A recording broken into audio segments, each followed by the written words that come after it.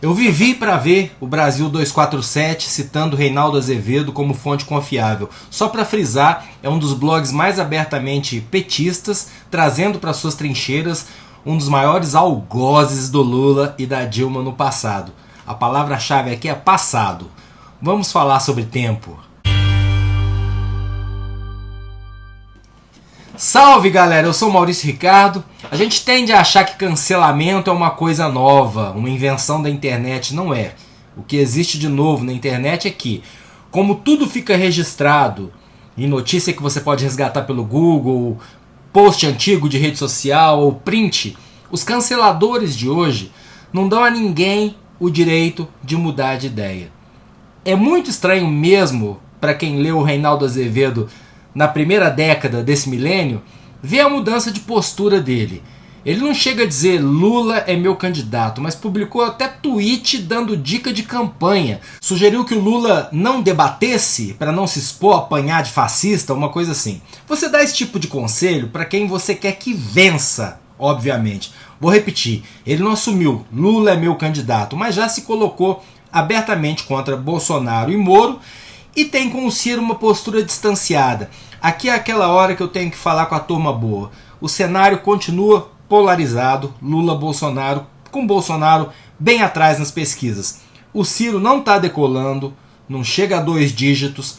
Você pode dizer, o Moro também não. Mas ele, Moro, tem um grupo forte de órgãos de imprensa e colunistas e comentaristas de YouTube tentando botar o defunto em pé. A maior parte bolsominion arrependido, então é um perigo concreto. O Reinaldo jamais entraria nessa linha porque ele tem bronca antiga com a Lava Jato e foi vítima dos vazamentos seletivos da República de Curitiba.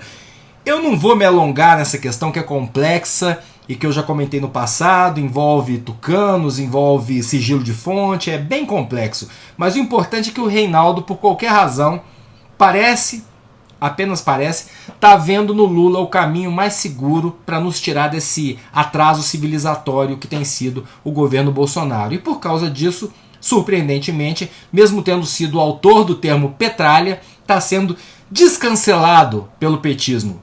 Eu digo surpreendentemente no bom sentido. Cancelamento não deveria ser vitalício, ainda mais em política, onde até quem entende muito é induzido ao erro. Só quem está dentro do poder sabe o que está acontecendo. Mas não é só na política. Eu fui ler o Planeta Diário, a publicação que deu origem ao programa de TV Caceta e Planeta dia desses, e é espantoso como aquele humor envelheceu. Se você pegar minhas charges de 10 anos atrás, vai encontrar razão para me cancelar, mesmo eu tendo sido sempre cuidadoso com o tema social. Por quê? Porque o mundo muda, o mundo evolui. O Brasil de hoje não é o de 2010 e muito menos o dos anos 90. Uma história que me fascina é a da grande cantora Elis Regina. Ela morreu nova, aos 36 anos.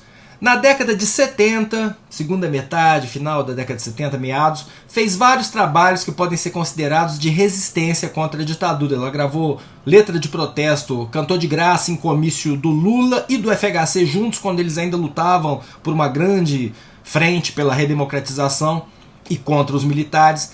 Mas isso porque ela repensou suas posições. E ninguém ficou, mas há 5 anos atrás você blá blá blá blá. Não. Porque vamos lá, ela fez passeata contra a guitarra elétrica. Ela criticou a Nara Leão por ter falado mal do exército, na época da ditadura. Cantou o hino nacional em 1972 nas comemorações oficiais do Sesc Centenário da Independência, a convite do governo militar. Por causa disso, o cartunista Enfio, saudoso Enfio, promoveu o enterro simbólico da Elis Regina num cartoon. E poucos anos depois, a Elis estava cantando O Bêbado e o Equilibrista, do Aldir Blanc e do João Bosco, que falava de um Brasil que sonha com a volta do irmão do Enfio, que era o Betinho, com tanta gente que partiu num rabo de foguete. Ou seja, ela foi de cantar o hino nacional pro Médici, nos anos de chumbo, gente sendo torturada, gente exilada, boicote de artistas, a pedir a volta dos exilados e gravar um monte de compositor fichado pelos militares. Eu só tento imaginar isso hoje em dia. É eles gravando O Bêbado e o Equilibrista depois de várias posições reacionárias.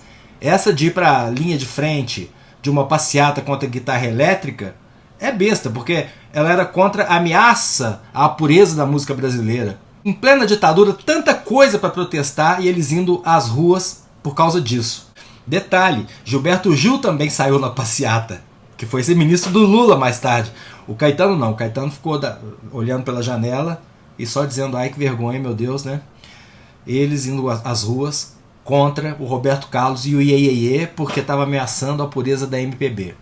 Um ano ou dois depois, o mesmo Gil estava desbundando, para usar um termo mais ou menos da época, com a Tropicália, que era um movimento que dizia exatamente o contrário, que em música valia tudo.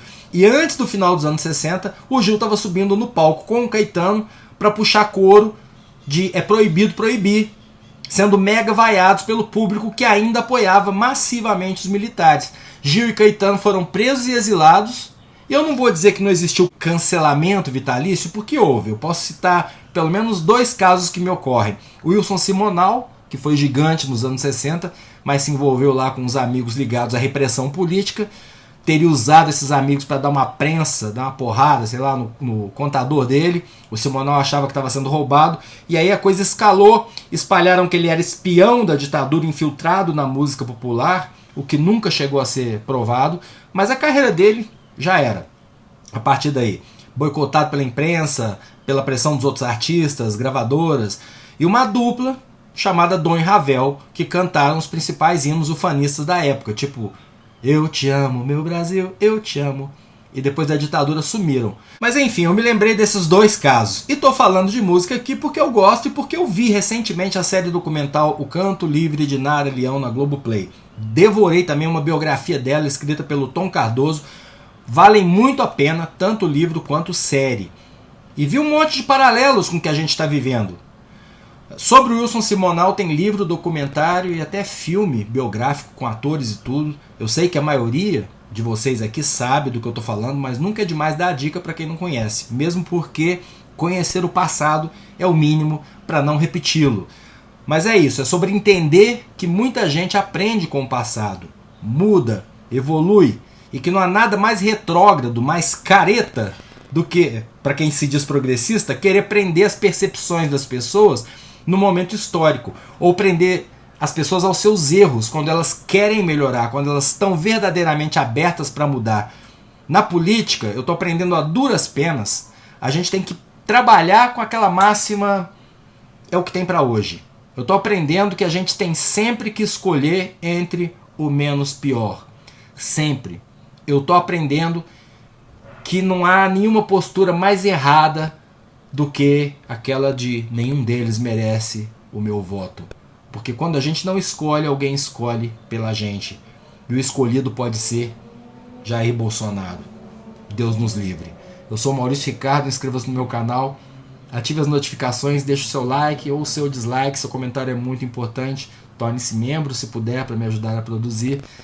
Estamos numa pandemia, se for sair, use máscara. Obrigado, profissionais de saúde.